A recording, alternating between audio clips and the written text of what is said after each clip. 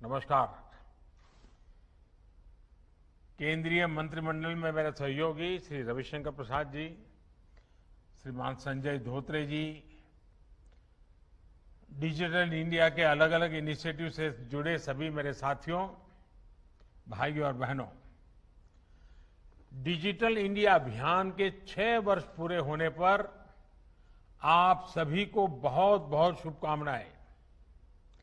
आज का दिन भारत के सामर्थ्य, भारत के संकल्प और भविष्य की असीम संभावनाओं को समर्पित है। आज का दिन हमें ये याद दिला रहा है कि एक राष्ट्र के रूप में सिर्फ 5-6 वर्षों में हमने डिजिटल स्पेस में कितनी ऊंची छलांग लगाई है। साथियों, भारत को डिजिटल पथ पर तेज गति से आगे बढ़ाते हर देशवासी का जीवन आसान बनाने का सपना पूरे देश का है। इसको पूरा करने में हम सभी दिन रात लगे हुए हैं। देश में आज एक तरफ इनोवेशन का जुनून है, तो दूसरी तरफ इनोवेशन को तेजी से एडप्ट करने का जज्बा भी है। और इसलिए डिजिटल इंडिया भारत का संकल्प है। डिजिटल इंडिया आत्मनिर्भर भारत की साधना है। डिजिटल इंडिया 21वीं सदी में सशक्त होते भारत का एक जयघोष है। साथियों, मिनिमम गवर्नमेंट मैक्सिमम गवर्नेंस के सिद्धांतों पर चलते हुए सरकार और जनता के बीच, सिस्टम और सुविधाओं के बीच, समस्याओं और सर्विस के बीच गैप कम करना, इनके बीच की मुश्किलें खत्म करना और जन सामान्य की सुविधा बढ़ाना इस समय की मांग रहा है। और इसलिए डिजिटल इंडिया सामान्य नागरिक को सुविधा और उनके एम्पावरमेंट का एक बहुत सशक्त माध्यम है। साथियों, डिजिटल इंडिया ने कैसे संभव किया है, इसका शानदार उदाहरण है डिजी लॉकर। स्कूल के सर्टिफिकेट, कॉलेज की डिग्री, ड्राइविंग लाइसेंस, पासपोर्ट, आधार या दूसरे दस्तावेजों को संभाल कर रखना हमेशा से लोगों के लिए बहुत बड़ी चिंता रहती है। कई बार बाढ़ में, भूकंप में, सुनामी में, कहीं आग लगने की वजह से लोगों के जरूरी पहचान पत्र नष्ट हो जाते हैं। लेकिन अब 10वीं, 12वीं, कॉलेज, यूनिवर्सिटी के मार्कशीट से लेकर दूसरे तमाम दस्तावेज सीधे डिजी लॉकर में सहज रूप से रखे जा सकते हैं। अभी कोरोना के इस काल में कई शहरों के कॉलेज एडमिशन के लिए स्कूल सर्टिफिकेट्स का वेरिफिकेशन डिजी लॉकर की मदद से ही कर रहे हैं। साथियों, ड्राइविंग लाइसेंस हो, बर्थ सर्टिफिकेट हो, बिजली का बिल भरना हो, पानी का बिल भरना हो, इनकम टैक्स रिटर्न भरना हो, इस तरह के अनेक कामों के लिए अब प्रक्रियाएं डिजिटल इंडिया की मदद से बहुत आसान, बहुत तेज हुई है। और गांवों में तो ये सब अब अपने घर के पास सीएससी सेंटर में भी हो रहा है। डिजिटल इंडिया ने गरीब को मिलने वाले राशन की डिलीवरी को भी आसान किया है। ये डिजिटल इंडिया की ही शक्ति है कि one nation one ration card का संकल्प पूरा हो रहा है। अब दूसरे राज्य में जाने से नया राशन कार्ड नहीं बनाना होगा। एक ही राशन कार्ड पूरे देश में मान्य है और इसके सबसे बड़ा लाभ उन श्रमिक परिवारों को हो रहा है जो काम के लिए दूसरे राज्यों में जाते हैं। अभी मेरी ऐसे ही एक साथी से बात भी हुई। हाल ही में माननीय सर्वोच्च न्यायालय ने भी इससे जुड़ा एक बड़ा अहम फैसला दिया है। कुछ राज्य हैं जो इन बात को मानते नहीं थे। आखिरकार सुप्रीम कोर्ट ने हुक्म किया है कि इन राज्यों ने अब तक जिन्होंने one ration card, one nation वाला बात नहीं स्वीकार किए हैं, वो तुरंत लागू करें। हुक्म करना पड़ा सुप्रीम कोर्ट को और उन्हें भी इसी योजना का लागू करने के लिए कहा गया है। मैं इस फैसले के लिए सुप्रीम कोर्ट का भी अभिनंदन करता हूं, क्योंकि ये गरीबों के लिए है, मजदूरों के लिए है, अपने स्थान से बाहर जिनको जाना पड़ रहा है उनके लिए है। और अगर संवेदनशीलता है तो ऐसे काम को प्राथमिकता तुरंत मिलती है। साथियों, डिजिटल इंडिया आत्मनिर्भर भारत के संकल्प को मजबूत से आगे बढ़ा रहा है।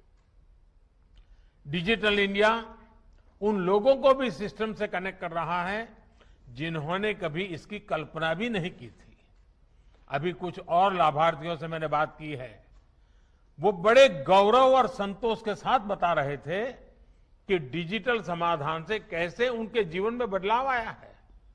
रेहड़ी, ठेला, पटरी वालों ने कब सोचा था कि वो बैंकिंग सिस्टम से जुड़ेंगे और उनको भी बैंक से आसान और सस्ता ऋण मिलेगा। लेकिन आज स्वनिधि योजना से यह संभव हो रहा है।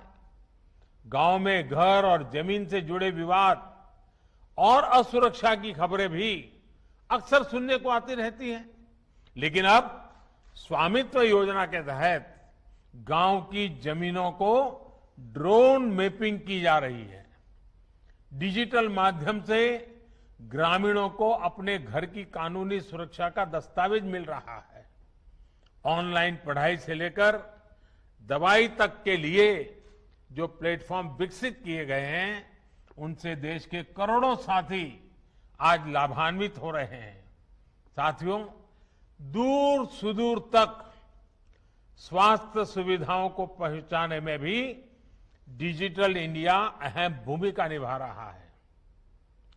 थोड़ी देर पहले बिहार के साथी ने मुझे बताया कि ई संजीवनी ने कैसे इस मुश्किल समय में घर बैठे ही उनकी दादी मां के स्वास्थ्य लाभ की चिंता की। सबको स्वास्थ्य सुविधा मिले, समय पर अच्छी सुविधा मिले, ये हमारी प्राथमिकता है। और इसके लिए नेशनल डिजिटल हेल्थ मिशन के तहत एक प्रभावी प्लेटफॉर्म पर भी काम चल रहा है। इस कोरोना काल में जो डिजिटल सॉल्यूशन भारत ने तैयार किए हैं, वो आज पूरी दुनिया में चर्चा का भी विषय है और आकर्षण का भी विषय है। दुनिया के सबसे बड़े डिजिटल कॉन्टैक्ट ट्रेसिंग ऐप में से एक आरोग्य सेतु का कोरोना संक्रमण को रोकने में बहुत मदद मिली है। टीकाकरण के लिए भारत के कोविन ऐप में भी आज अनेकों देश दिलचस्पी दिखा रहे हैं। वो चाहते हैं उनके देश में इस योजना का लाभ मिले। वैक्सीनेशन की प्रक्रिया के लिए ऐसा मॉनिटरिंग टूल होना हमारी तकनीकी कुशलता का प्रमाण है। साथियों, कोविड काल में ही हमने अनुभव किया कि डिजिटल इंडिया ने हमारे काम को कितना सरल बना दिया है।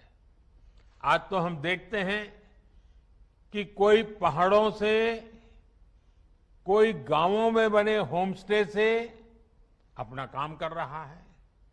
कल्पना कीजिए, ये डिजिटल कनेक्ट नहीं होता तो कोरोना काल में क्या स्थिति होती। कुछ लोग डिजिटल इंडिया के प्रयासों को सिर्फ गरीब से जोड़कर देखते हैं, लेकिन इस अभियान ने मध्यम वर्ग और युवाओं की जिंदगी भी बदल दी है।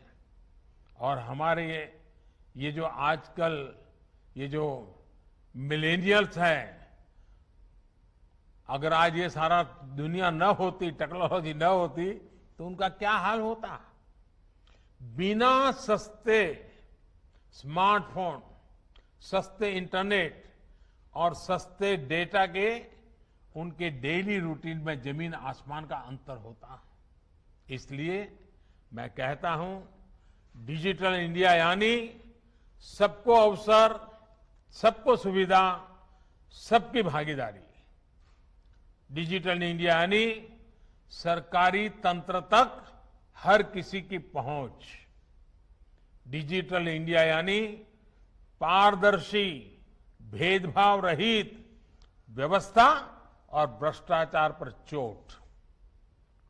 डिजिटल इंडिया यानी समय, श्रम और धन की बचत।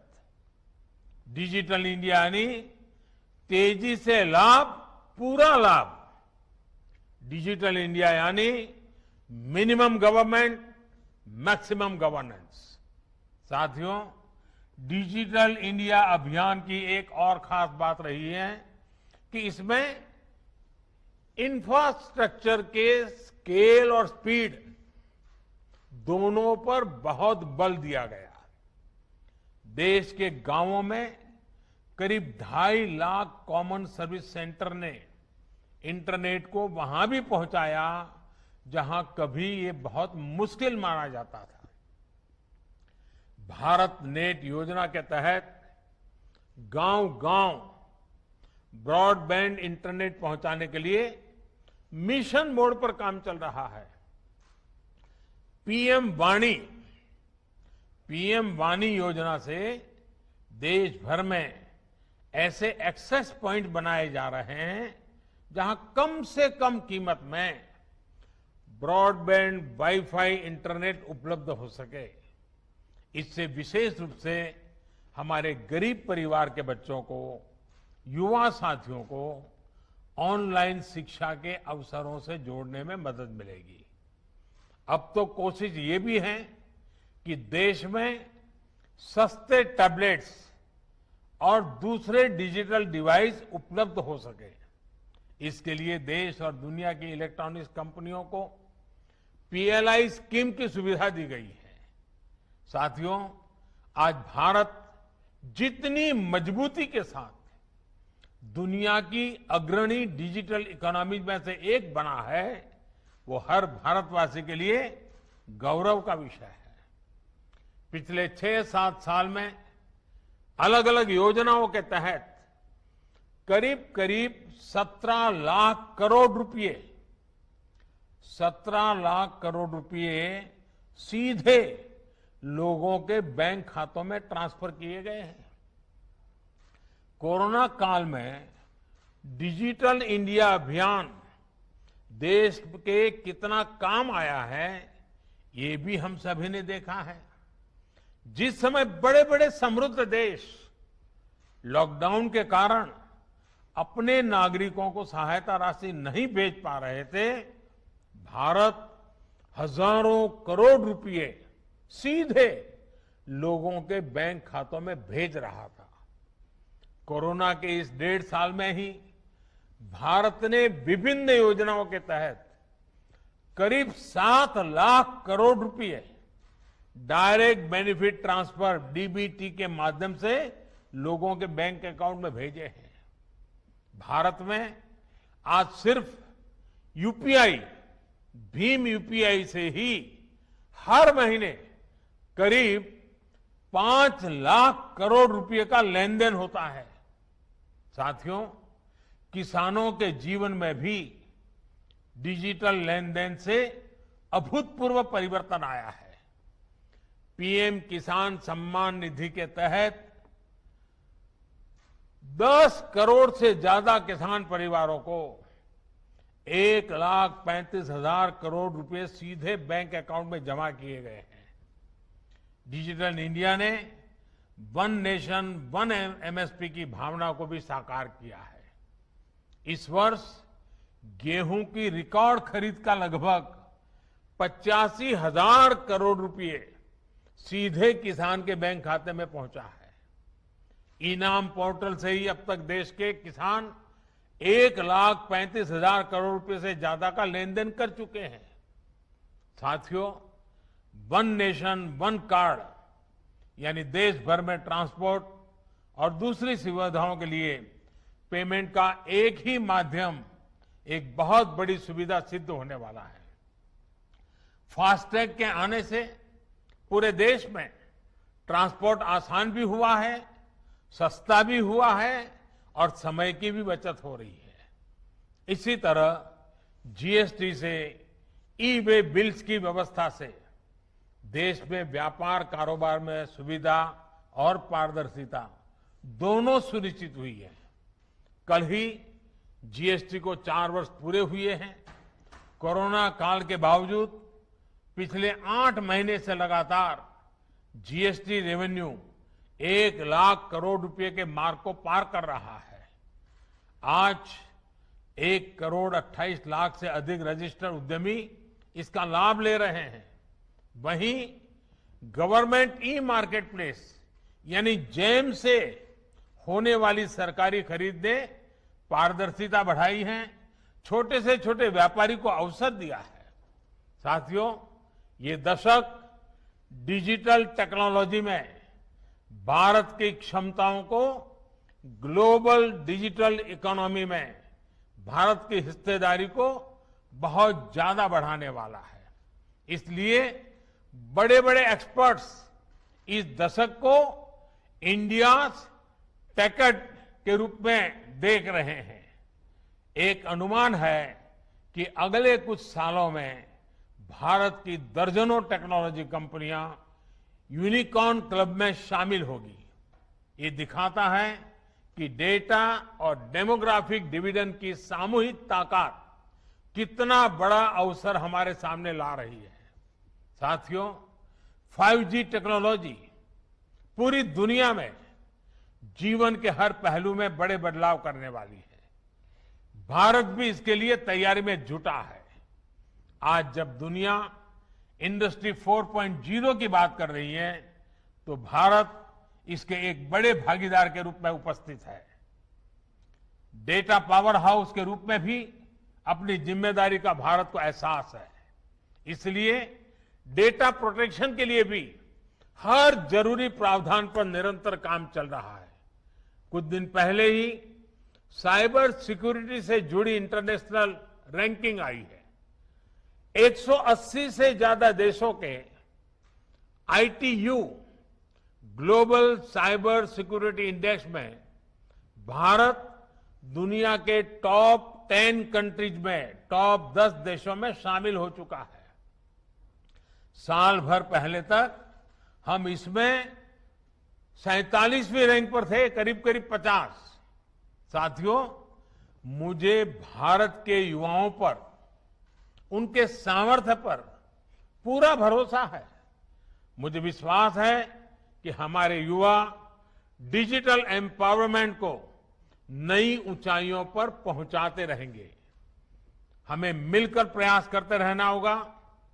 हम इस डेकेड को इंडिया टेकेड बनाने में सफल होंगे। इसी कामना के साथ आप सभी को फिर से मेरी बहुत बहुत शुभकामनाएं।